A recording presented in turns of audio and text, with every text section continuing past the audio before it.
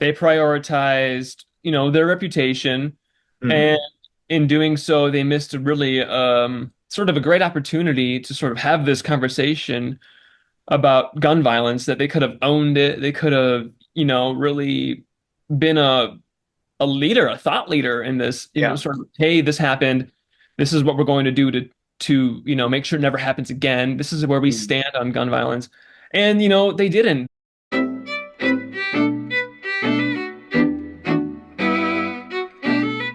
I have just finished the book, Great. and I'm going to introduce you properly now and pretend this is an actual thing instead of just me chatting with you. That's great. This is In Conversation with Frank Schaeffer, and I am Frank Schaeffer, and my guest today is Paul Rousseau, and Paul is a writer whose work has appeared in Catapult, Writer Digest, San Francisco Chronicle, and Newsweek, among others. Paul is the author of Friendly Fire, a fractured memoir. I have it here. Now, Paul, I want to show you something. Oh, And obviously, I could have organized this if I'm that much of a bullshit artist, but I'm not. But look at your book. Those are the look dog at that. ears. When I say I read it, I read That's it. amazing. And we're going to be going through with quotes, and I'm jumping around, and you'll hear pages turning. And I was so glad to read this on paper because it's a real Yeah. book. So before I get into the questions about the book, I just want to say something, and this is not the way I begin most interviews with authors. Okay. All right, I'm 72 years old, a father of three grown children, and a grandfather of five. I've Hmm. been a writer and a successful writer for 40 years. I'm not a household name by any means, but I've earned my living doing this, and I've even gotten some good reviews. Books of mine have been translated, and I have friends who are writers. And I want to tell you something. This is literally the best book I've read in the last 5 years in terms, forget God. the story. I'm interested in your story, but I don't want to talk about your story first. I just want to tell you, you have the chops of a writer's writer. And you Wow. remind me of someone who was a good friend and mentor of mine. And that was Andre Dubus Sr., Andre Mhm. Dubus Jr.'s father, who was a short story writer. The shortness of the chapters, the way you articulate your story, your vision, your use of words, how you put things together, the punch on every page literally reminds me of Andre Dubus Sr. And he was a terrific short story writer. And I don't look at Friendly Fire as a memoir. To Yeah. me, it came across in a different way. It's a series of brilliant short stories that happen to add up to one narrative, which happens to be a terrible story because you got shot in the head. But the funny Hmm. thing is, I think, I was looking at the material the publisher sent out, and Yeah. most of it was questions about your story. Like a celebrity book is about how Gwyneth Yeah. Paltrow got famous, or, you survived this thing. By 20 pages into the book, I had forgotten that I was reading your story and I was going to interview about guns and violence and campuses and Yeah. lawsuits and litigation. And Yeah. I was lost in your writing. And that's the highest compliment I can pay to a writer. So I'm going to begin in a weird way and not talk about your book. I hope you keep writing. I hope you don't think you had a story to tell and you quit. You are a writer's writer. I'm going to be looking for your next book, and I don't care what it's on. So Wow. that's a weird way to start. But hey, welcome to Frank Schaeffer's discussion, because that's how I feel.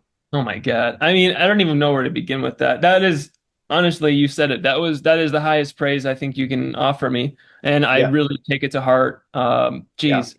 You leave me sort of in awe of what you just said. So thank you yeah, really so much.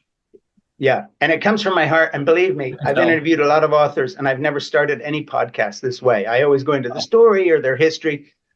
But the thing is, when I read the material about Friendly Fire, a book about you being shot in the head by a best friend of yours who was in another room and fires a bullet through a wall and it gets you, and then he covers it and hides and lies, and then you have Yeah. this incredible journey.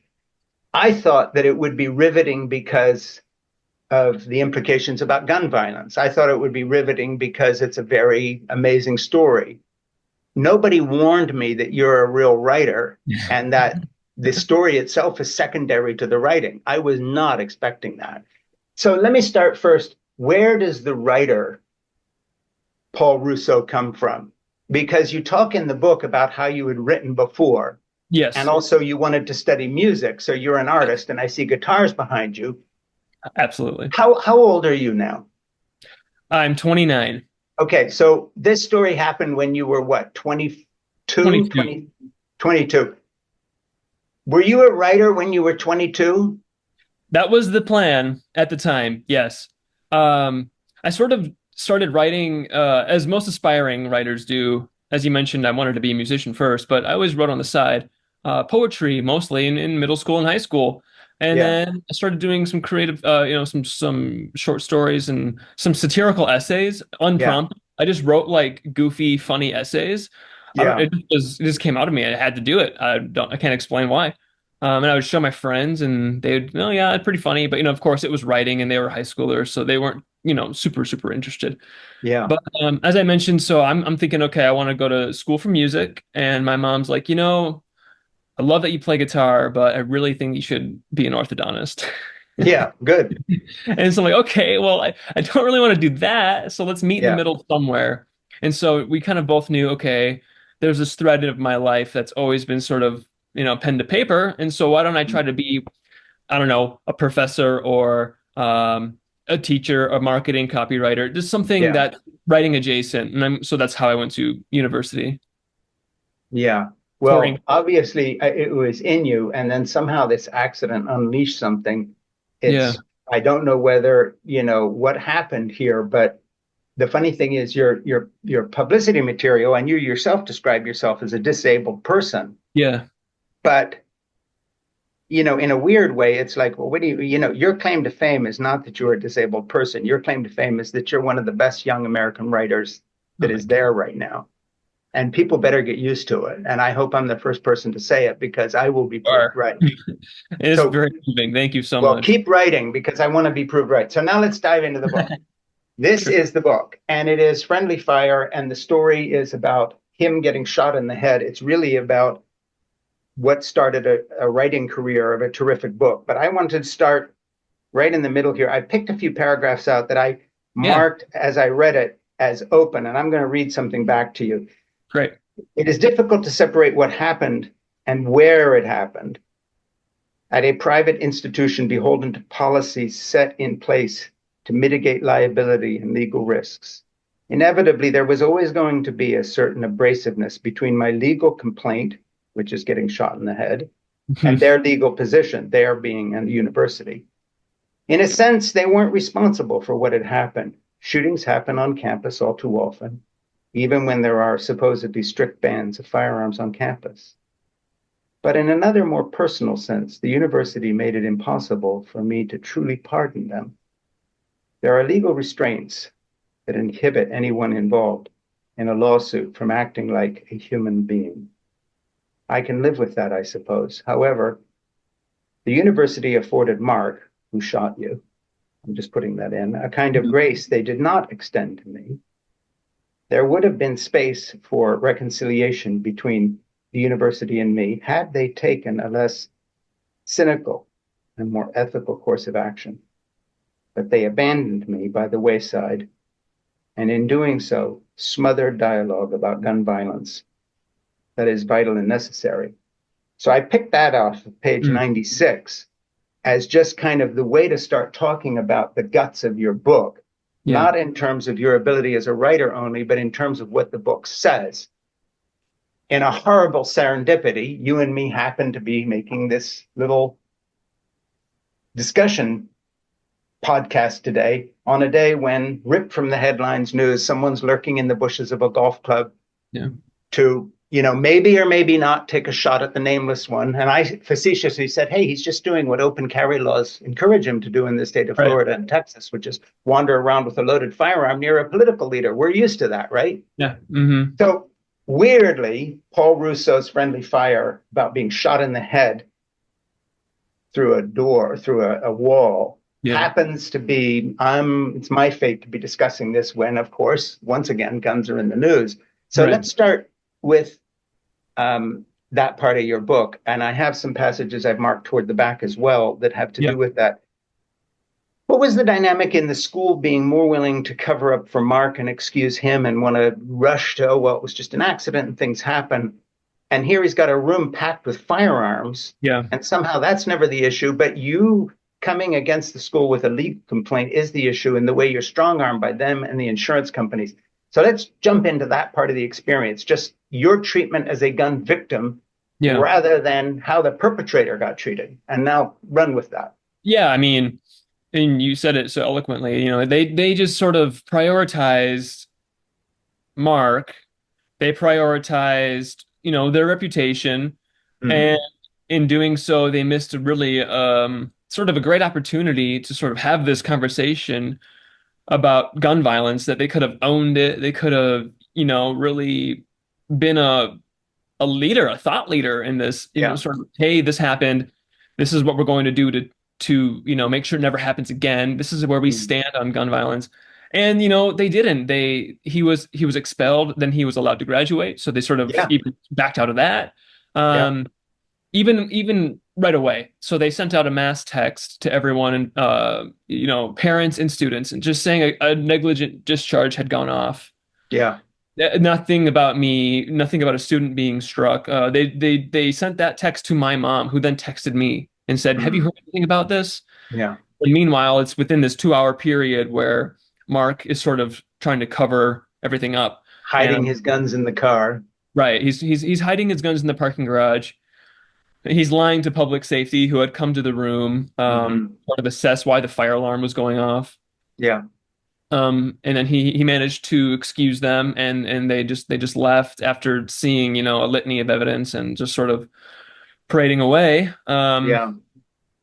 And yeah, so this whole 2 hours of just bizarre, this flurry Hmm. of bizarre circumstances went by, where I was just sort of this like ghost-like presence in my apartment, sort of just like bleeding out Mm.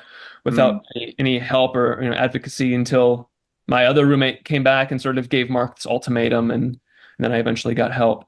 Yeah. Unfortunately, that friend came back in time to more or less get you Right. some help and way late, by the way. I mean, that magic 1 hour when you're supposed to be in an ER came and went a couple times before you got any care because he was Yeah. hiding what he had done.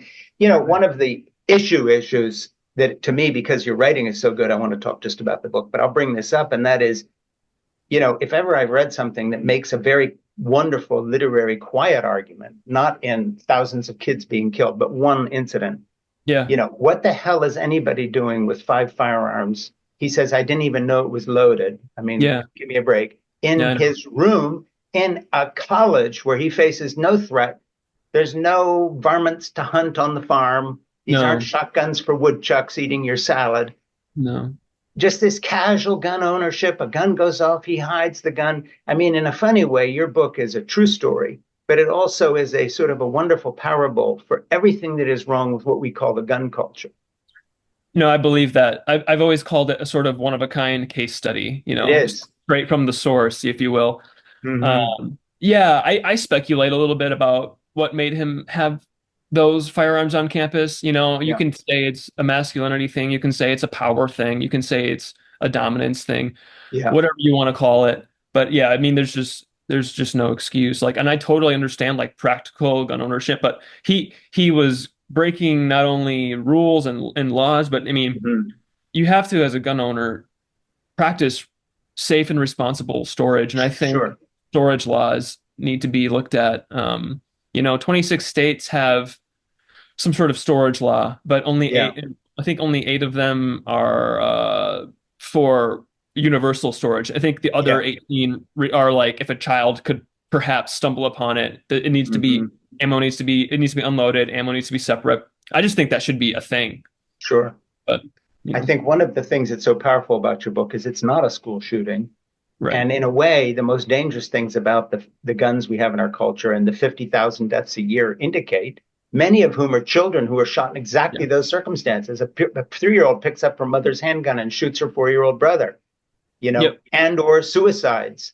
Yep. And all the studies show that those suicides wouldn't be happening except for the firearm, because if you had to go take pills or jump off a bridge, it's that sort of momentary lapse of 100%. depression that those of us like you and me who have suffered from some depression, because I understand that, we're glad that we didn't have that quick opportunity. There was a little break there. But I think that the kind of weird negative serendipity of your story, that you're just in the wrong place at the wrong time, and the culprit is a room full of guns with a young fool Hmm. in a world in which the bro culture of being a real man has been played up by the gun lobby, who advertised all these weapons as like this is a way to show your strength. It's sort of just under the level of kickboxing or cage fighting. You can own a Yeah. weapon. Right, I mean, right. it appeals to everything that is stupid about my gender at a certain age, I can say. 100%. Yeah, so I think that's a good illustration. So let's get into the book itself and talk more about the writing. I'm Yeah. talking with Paul Rousseau about Friendly Fire, a fractured memoir. I told him it's the best book I've read for years and years and years and years. So let me get here just into the writing and the gun culture. I find out later while I'm in the shower because he gets her to take a he gets Paul to take a shower while he's injured, trying to cover up the blood. Mark goes to the parking garage beneath our building to hide everything in case the police come. Into the trunk of his car, he throws the handgun he shot me with, three additional firearms, including a small caliber rifle, a second handgun, an AR-15, along with enough ammo to outfit a small militia. He hides the AR-15 inside the guitar case. Afterward, he returns to our apartment. I'm still rinsing off. And what's interesting is he gets in no trouble for any of this, as opposed to the what was it, 3 or 4 years you went through of hell trying to get a legal settlement. I mean, you fought for 4 years to get some justice. Yeah, yep. It was about 4 years, yeah. Yeah. So anyway, that's sort of part of the um, the book in terms of just the setup. Now I want to get to some of the writing that I just think is phenomenal. Um, here's a passage that jumps out. The university sends a priest to pray over me. By this time, you're in the hospital, aren't you? Yes. He is an old man, thin and fragile looking. He takes the whole meek will inherit the earth thing pretty seriously. His prayer sounds too much like last rites, holy water and ritual gestures, not in sing song, thank God. Mom covers her mouth. I stare at his clerical collar and the jiggly bit of skin hanging by it. He leaves while I overdo the thank you, Father, really selling it with my eyebrows. Mom and I are both suspicious. He is spying on behalf of the school. That's an amazing line, just sort of that twist at the end of that passage. And then, Yeah. of course, it opens up the whole thing. And I don't know whether this was part of it. I think he was spying for the school because you don't name the university in the book, but it's University of St. Thomas in St. Paul. Yeah. And of course, I guess this school has Catholic beginnings of some sort, doesn't it? Yeah, it's a Catholic university, Yeah. Does it still claim to be a Catholic university? as far as I know.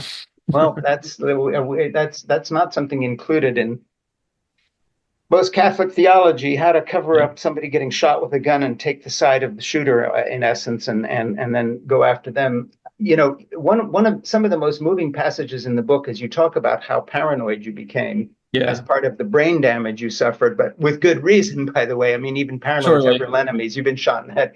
Right. Talk about that and talk about how you feel about things now in Yeah. reference to that. Yeah. So as you mentioned, there was this essentially when go after someone after they've injured you, it's essentially their homeowner's insurance. And so this multi-billion-dollar insurance company is sort of, to my knowledge, basically sent out private investigators to sort of track me and follow me around. And, if I'm maybe smiling with my mom at a restaurant one day, they'll say, oh, he's not injured at all. And they sent me to these fake clinics where I had to sign a waiver that said, I understand this doctor is not treating me. And in fact, he's trying to tell me that I am not injured at all. When in fact, a bullet, fractured my skull bone and sent shards of bone into my brain. And I have, the scans and a craniotomy and titanium plates and screws to prove it all. And that wears on you, for after 4 years of that, I naturally, it was didn't post a single thing on social media. Same reason, if I Mm, post maybe a poem or a bit of writing that I've been working on, he's using his brain. He's fine. What are you guys yeah, talking? I mean, and yeah. it's just that over and over again. And especially like this thing that really, really hurt me and my family was we would be having maybe a birthday party or at like I said, a restaurant or something, and they'd be taking these family photos without me in them. So now there's Yeah. just 4 years of Yeah, fam because otherwise your hair's growing back right. and you can't see the steel plate, the brain No, damage, the paranoia, the lack of sleep, the horrible headaches that you're getting because your brain is, your skull's growing back into the steel and all the rest of this. absolutely. Yeah, it's horrible.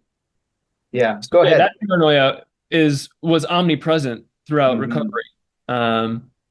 And like it's once we obviously the book sort of ends with the case settles naturally, as hopefully they'll do. But it wasn't until like maybe months after that where I started to sort of de-escalate. And I Yeah, still have, in public, I still have, the overstimulation from the brain injury, of course, the yeah, hyperarousal from the brain injury. But there's even a tick of that, like checking my surroundings for potential, private investigators watching me just chew my food. That's still here, it's going to take who knows how long, if ever, for that to sort of like fully dissolve. yeah. I mean, I found it so fascinating that the case itself, of course, getting shot in the head, Yeah. medical treatment. One person says to you, "Well, you can't have PTSD. You were unconscious Yeah, while it right, was right. all going along." Great, thank you so much for that. Yeah, and it wasn't even true. They just said that, they just But make the, stuff the up. weird thing is, even if it was, the very fact that he's Yeah. saying that and trying to smash your case while you're suffering is Yeah. itself a cause of PTSD. I mean, Oh, I, absolutely. That whole thing fed into it. yeah, and you have a great passage, which I'm going to try to find in a minute when I take my microphone off, so you won't hear the pages turning while you're talking. But one of my favorite passages is where you talk about, okay, how much did I get for the settlement? And Yeah. you do that brilliantly because you say, well, if it, what would it take for me to pay you Yeah. to get shot in the head, nearly die, spend 4 years litigating, have your whole life change forever, become a disabled person with all these headaches? Name a price where Yeah. you would stand still and take the risk. And okay, maybe you'll live, maybe you won't. I just thought that was brilliant. We'll get to that in a minute, but I'm going to read some of your writing here from page 108. Mark's Insurance, again, he's the guy that shot you. Mark's insurance company requires a picture of my crater and scar for proof, which is something I don't understand at the time. I make several attempts, feeling increasingly exposed, as if they had demanded dick pics as part of some blackmail scheme. You don't have to cut your hair, just part it if you can. Make sure we can see everything. Read their detailed step by step instructions. I wait until mom leaves for work, stand in the middle of the kitchen, and take about 20 photos. I hold a clump of hair like a paintbrush above the long pink fleshy line along my scalp. It feeds into the crater the way a river feeds into a lake, then continues as a river on the other side. It's hard to take photos of the top of your head with one hand. I can't get the correct angle. So I go to the bathroom, assuming the mirror will help somehow, and take 20 more photos. I'm crying in the final 8 or 9, but the shots don't capture anything below the forehead. Now, see, that's torn out of a brilliant novel or short story. And that's that kind of paragraph where it's like, I forgot I'm reading a memoir and I'm just thinking, I'm being pulled page by page into the writing. I just, reach out and touch the screen here. Hope some of it rubs off on me. That you're a good writer. Here, there you go. Thank you so much. But I mean, that's just a tiny taste of 4 years of hell. Yeah. And I know this will sound odd, the least of which is the bullet going into your head, in the sense that had you been met with every response you should have been met with, Yeah.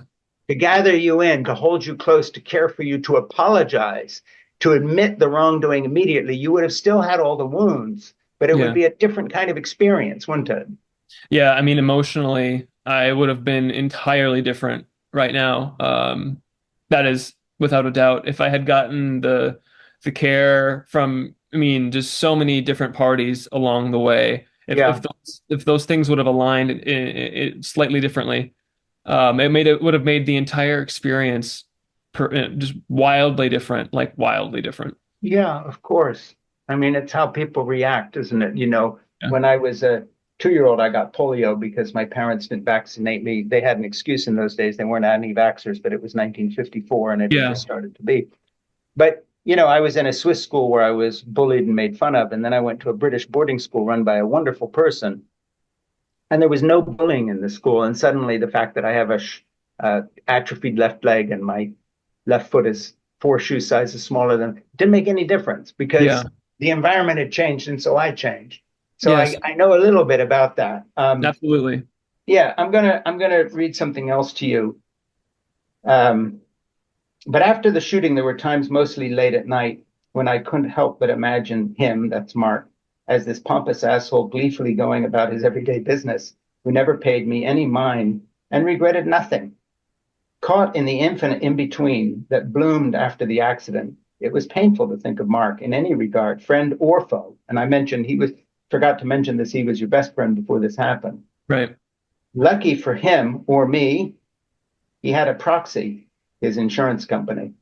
They proved to be a reliable punching bag, the only truly shitty party with zero redeeming qualities. I'd love to compliment. I'd love to complicate them with layers and shades of gray, but they are as old school batty as it gets. They took the brunt of the fall, all my stray emotions, all my anger, all of it. So let's talk about these guys for a while and just the insurance business as they treated you. So, Yeah. we have a school where you're a student that utterly fails you. Yeah. Your best friend turns out to be a cad, to use a good old fashioned Victorian word, runs away from what he's done and doesn't come Right. forth. Doesn't even call the ambulance for you. I mean, good grief. Yeah. Somebody else does 2 hours later. And then this insurance company that's supposed to sort of be the fallback position, last court of appeal, whether you're injured or hurt or you lose a spouse or whomever is being Yeah. insured, not only fails you, becomes your enemy. So talk about that trajectory for a little while. Yeah. Oh man. I mean, that's the real crux of it, as you mentioned. So, as if this injury wasn't enough, I sort of had this part two with this whole like litigation section of the book. And pretty early on, it was apparent that it was going to get messy and complicated. We got a lawyer who sort of outlined this to me, and I was still in a state of, shock. I had just recovered. I just had surgery, and I was sort of trying to absorb everything he was telling me. And he's like, "This is going to take a while. We do not know what's going to happen, and like we just Mm. need you to understand, like these things are really rough." And I had no other choice, of course. Yeah. What else was I going to do? Well, the medical bills were at one point they're 80,000 and then there's another Correct. 20,000 and on it goes. Yeah, with the surgery, it's just the week-long stay in the ICU, all my therapies, my physical therapy. I have, various talk therapies and EMDR that I went to. Things were Sure. adding, and so yeah, like my mom and I, we were pretty much broke. We needed to do this one way or Well, another. of course, and you don't have to justify it. Yeah, of course. You were owed. I think so. Yeah. And it started just with these, you know, talks with my lawyer. We, sort of did these like consultations, and then I started going to their clinics to get, evaluated and Sure. quote because, et cetera. And then they even sent me to like these vocational places and like these strip malls where I had to run through all these really random tests, with to basically assess my brain damage. Uh, Basically trying to tell you, hey, steel plates in your head or not, you're part of your skull gone, headaches, inability to function, paranoia, all yeah. kinds of problems aside, you seem okay to us. Yeah, they told me they said it was like a mild head injury, Yeah, um, which, and then my actual doctors told me, no, this was a severe TBI, traumatic brain injury. This was yeah, severe. And like, as I mentioned, I had gone to talk therapy and EMDR. And so I had been diagnosed with anxiety, major depressive disorder, PTSD, sure. everything, Yeah, and they just weren't listening. And we even tried to, mediate it. We knew that a risk of trial would have, you know, probably forced their hand a bit because sure. what Mark did, he wanted to cover everything up. He wanted to get spackle and paint and go to Home Depot and just Yeah. fix I the mean, walls. literally spackle and paint, not Quite literally. euphemistically. He wanted to cover the wall up and get Yes. you to lie still while you were bleeding out. Yes. Well, he did all that. Let's just Yeah. cover this up.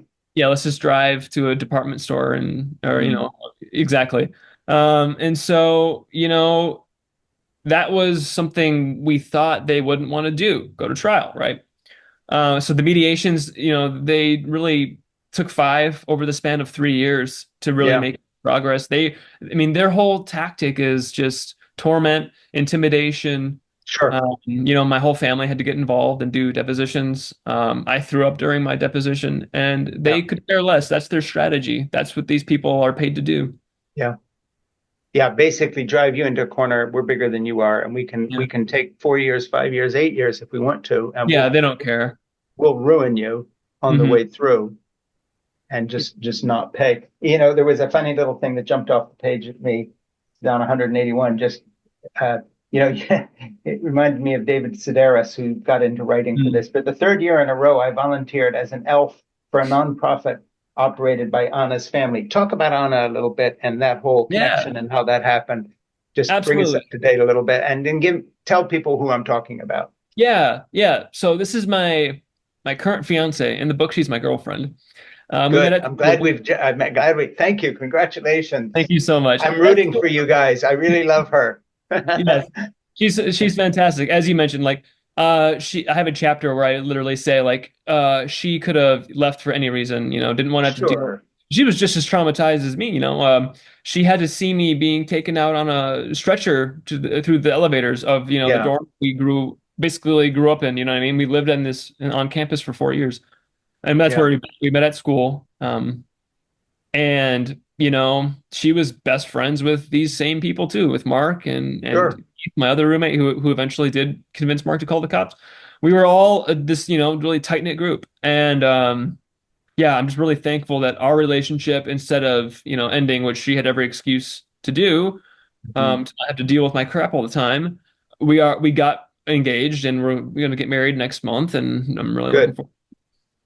Tell me where to send a gift. I mean it. I'm serious. Before we ring off, you're going to talk with Ernie anyway, my producer, and you're going to Great. give him a street address because I'm sending you guys a wedding present. You are so I sweet. I promise. I mean it. I was so I rooting for you, and I hardly dare. The reason I put this cute little Davis Sedaris thing is yeah, I didn't want to come right out and say, "And how are you and Anna getting on?" Like that's that's right, the right. grandfather in me. It's I like love it. I'm old. Don't fuck with me. I say what I want. Oh, So I I wanted to go there, but I didn't know how to do it. I'll go anywhere you need. I want to find out more about Anna, but you give Ernie your address because I am sending I you will guys do a that. gift. Thank you. I'm so taken with you and her and the book and everything else.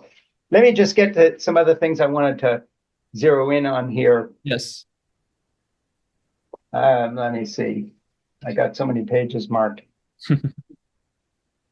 Okay, and you're going to explain who these people are. The evil twin strokes his goatee while reviewing some papers. Tell me who the evil twin is, and I'm going to continue. Yes. So that was the head lawyer for this Right. opposing insurance company. Yeah. Okay.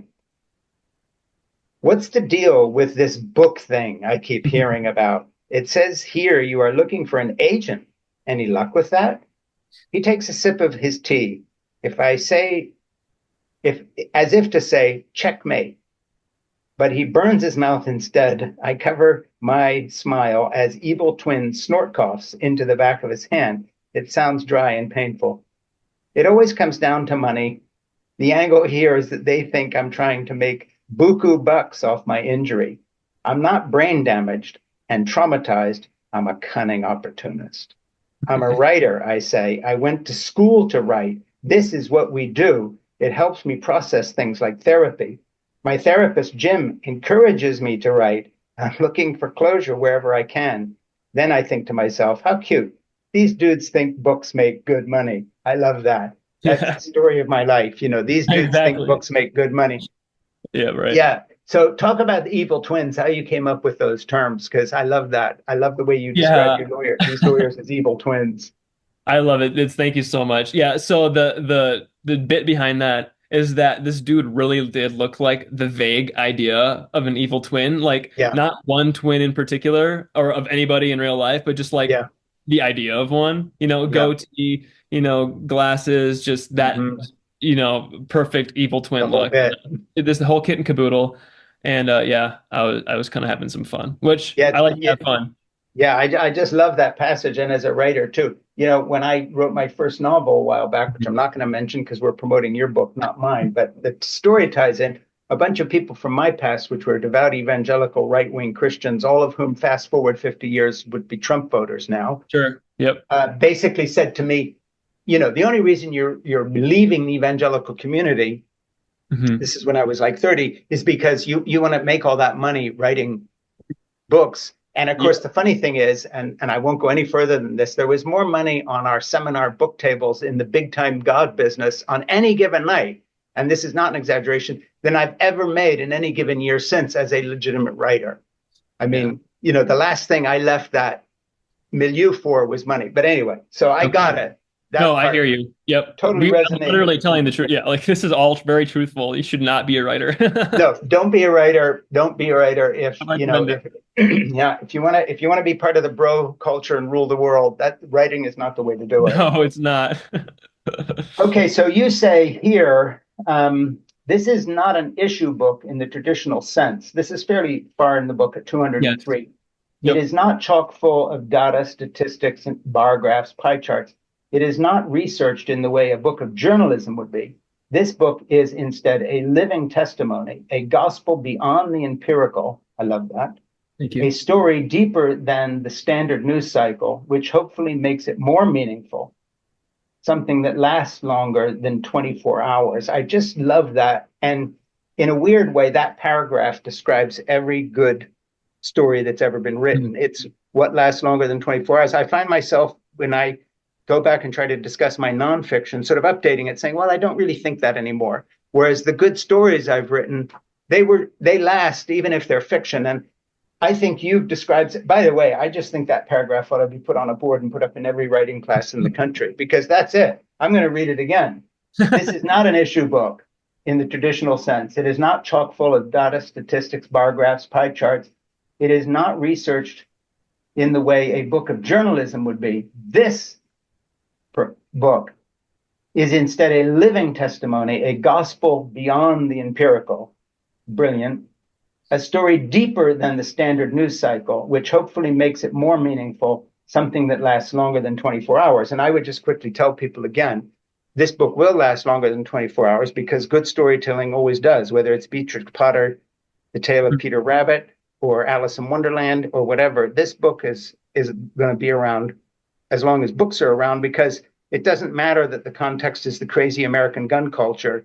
Yeah. That'll go away someday, or we will, or something will happen. But this story of the battle to survive and I love a terrific level of bravery by need, betrayal. Shakespeare would read this and say, "Okay, I'll do the play version." Because this is the big human story right here. You folded everything into this book that makes our lives matter, including Anna, by the way, which is why I wanted to know how she is. She's fantastic. Yes, thank you. I mean, a love story, a woman who doesn't leave her man when he's literally shot down. I mean, this Yeah. is this is myth. This is great stuff. Yeah, I mean, they always kind of joke with me that, or with just writers in general, that your debut is just everything you've ever thought about up until you Mm, wrote it. And I think that's true. I mean, all my hobbies are in there, but of course they always tie back to what happened. But, if there's like a flashback, in part one, I do like Holes, which is the story of the shooting, and then I'll yeah, do a chapter that's sort of like tangentially related, sort of like this yeah, mosaic fractured thing as you yeah, read. And they always, relate back thematically. And I just wanted the most punch, the most energy you've mentioned. I think I just wanted it to be really tight, um, and just, entertaining, I suppose, but with a lot of important takeaways. yeah. So And but each of those short chapters, and yeah, short is a stupid word. I should just say each of those chapters because that's how you structured it, sure. has a beginning, middle, and end. They all stand alone. You could do that as a reading, and you wouldn't have to Yeah. explain anything. They are all. That's the sign of, by the way, brilliant writing. They are standalone pieces that are as good read separately. I read this all in a chunk because I was Yeah. preparing to interview you. But you Mhm. could read, you could read this the way people read devotional books. One Yeah, I short guess. passage a night, and they would have the same effect because if it's not about human survival and the life of the spirit, what's writing about? Yeah. So I want to introduce you again. This is In Conversation with Frank Schaeffer. My guest is Paul Rousseau. Paul is a disabled writer whose work has appeared in Catapult, Writer's Digest, the San Francisco Chronicle, Newsweek, among others. Paul is the author of this book, Friendly Fire, and the subtitle here is A Fractured Memoir about being shot in the head and surviving, and a girl called Anna. We're going to put her into the thing here. That's Please true. Yeah. subscribe. Yeah, exactly right. Please subscribe on YouTube and to In Conversation with Frank Schaeffer on Apple Podcasts, which is what we're doing here. And to my Substack, it has to be said at frankschaeffer.com, substack.com. And one thing we'd like to do is include your book in our book club. We have a little book club called It Has to Be Read. And Great. I'm not Oprah. You're not any richer. That's The lawyer's still wrong. I'm so sorry. that's right, Uh, right, right. I'll have to send you something really nice for your wedding present because, You are you so still have to kind. earn your living. You're But so kind. we'd like to do your book club in the book in December. And by the way, can I just say to everybody, this is a beautifully bound and Mm, created hardcover. And for those of you who still like books, who have not been totally stupefied by the digital age, this will make a great present to anybody who's literary because they will not be disappointed. This isn't a book about a subject. This is a book about writing that happens to have a powerful subject. That's the way to think about it. So that's our December offering. I want to read you a really wonderful paragraph that I sort of mistold badly, and now I'm going to read the real one okay. here from the end of the book. Um, I would re-enter the world of the living, battered but renewed. Think of the amount that would Mm, be enough for you to agree willingly to be shot in the head. You survive, you live a meaningful life, but shot in the head. Think of the amount. Think of the amount that would be enough for you to agree willingly to endure the lifelong symptoms of a brain injury. You survive, you endure it, but trauma and disability. I can say with absolute certainty that any settlement is nowhere near the amount any of us come up with. And I just think that was a wonderful way to handle the settlement. And I like the but shot in the head, the way you made that short sentence right afterward. yeah. And that's the kind of thing where you're just saying, ooh, this isn't just a story. This is a launch of a really brilliant piece of writing. Which brings me to ask you and to hope that your answer is yes, I'll be working on something. I don't want specifics. I'm not trying to draw anything out of you, but I hope that you are surrounded by people like an agent and a publisher and others who say, whatever this book does, and I think it'll do well, Thank you. if they promote it properly, which is not as a story, but as a literary debut, seriously, is Yeah. anybody listening who matters in the chain of command? Promote this as a literary debut. Fuck personal story, tragedy. This is a literary debut novel. I was about to say, and I mean it. No, I Um, agree. That's how I tried to write it like that. it is. Mhm. So hopefully you're going to continue. Um, so you're doing the music, you're getting married, you're writing. And how does all that work together now? And you're still disabled because you did get a brain injury. Yeah, How are so we doing? yeah, so I still I would say I'm kind of at where I'm at now. I'm at my new normal. It's been 7 years since I got shot. So I think I've connected as many of the wires as I sort of could. Yeah. Still have, coordination balance issues. The chronic pain is still there. I still have, mental stamina problems, overstimulation, hyperarousal, problems concentrating. And of course, I still go to talk therapy, which I recommend for everybody because, especially if you're a writer, I'd go to talk therapy. I'd have like these epiphanies with my therapist. And then the next day I would add them to the book. That was my best way of adding interiority. Um, so anyway, I'm very much an advocate for therapy. I think it's a great thing. But um, yeah, I mean, I'm writing, very much writing still. I Mm. think my next big project will be fiction. Good. Um, and and that's probably going to look like sort of kind of a hodgepodge collection of Sure. my short stories. Hmm. I know my agent's really thinking she really is like we should really talk about a novel, of course. Yeah. And I totally would love to attempt that in the future. And it would probably look a lot like my memoir, these really short fractured. Well, I love it. And by the way, don't apologize for the short chapters. The promotional Yeah, material came out and said, well, sort of ask about the short chapters as evidence right, of right. how your brain functions.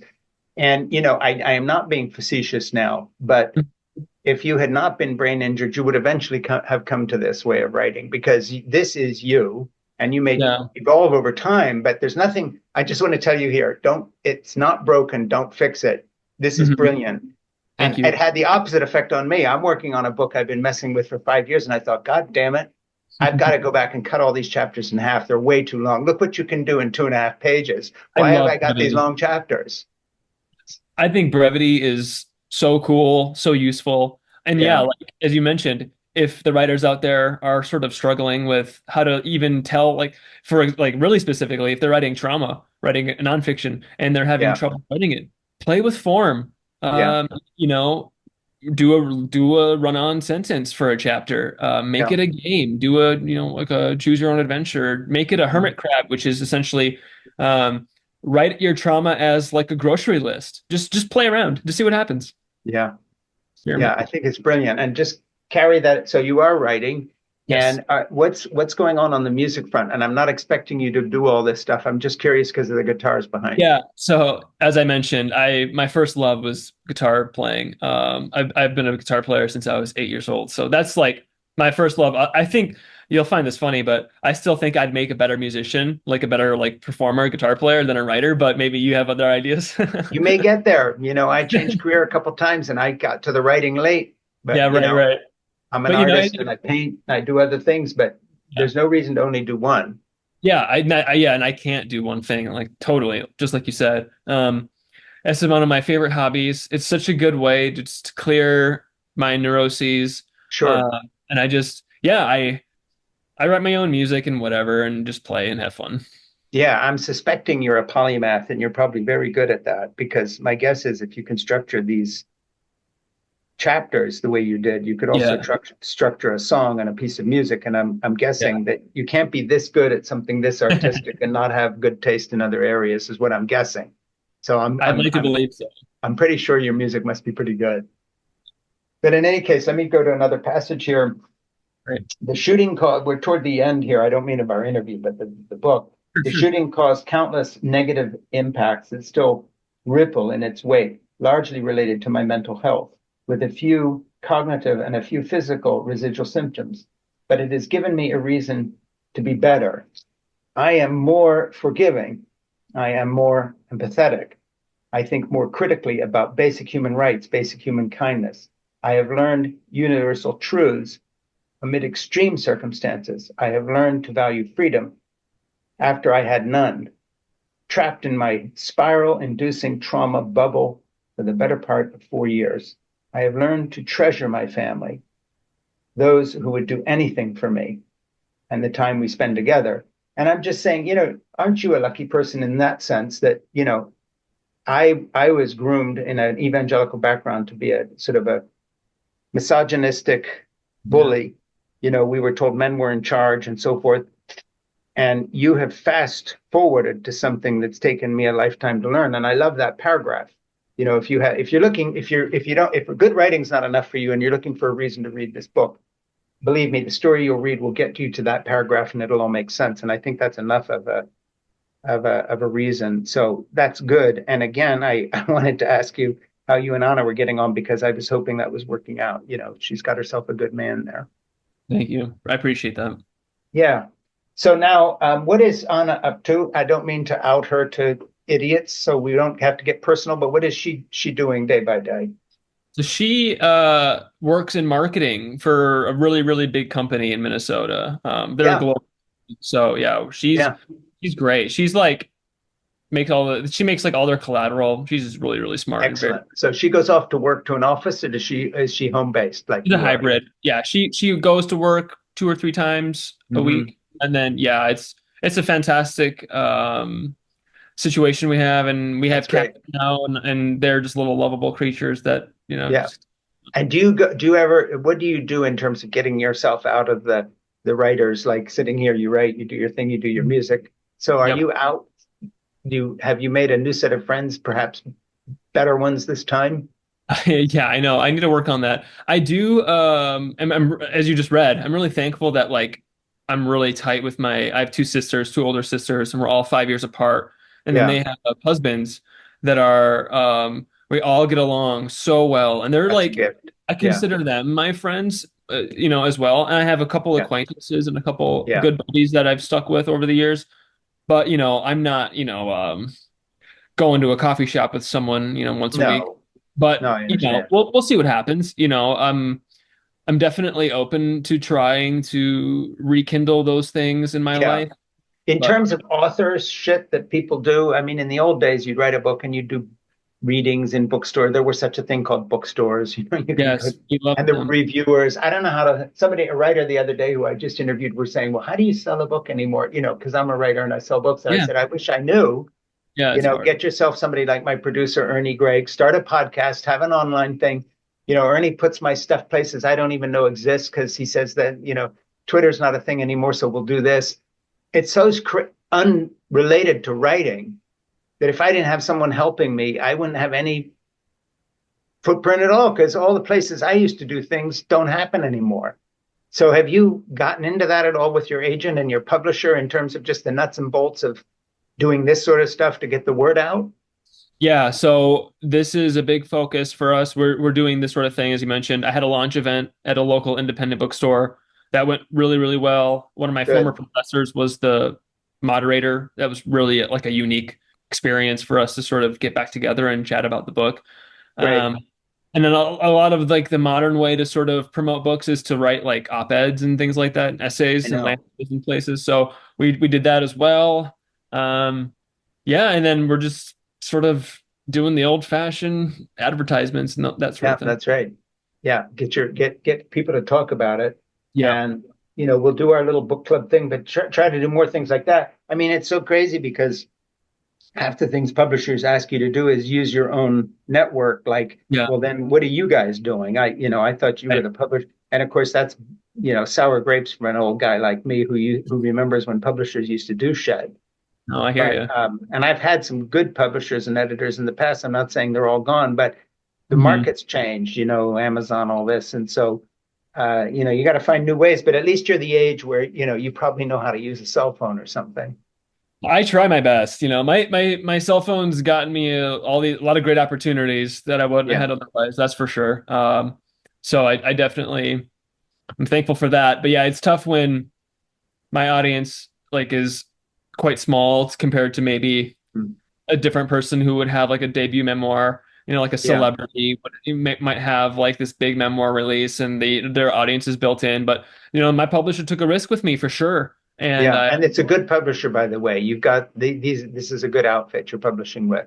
yeah, yeah. HarperCollins is the umbrella, and then Harper Horizon is the imprint. Yeah, Yeah, um, I really it's appreciate their it's a huge risk, and so they gave a voice to me, which I was very thankful for. yeah. The thing is, if you had to pick between the online footprint or being a really great writer that has a chance to break out because of the quality of your material, like you say in that paragraph, you hope this book will be around. Well, it will because it's the real deal. It's not some flash in the pan with Yeah. influencers or something. That said, it's crazy the amount of footwork we have to do as writers to get people to notice. Let me read something else from the book here from earlier in the book that I think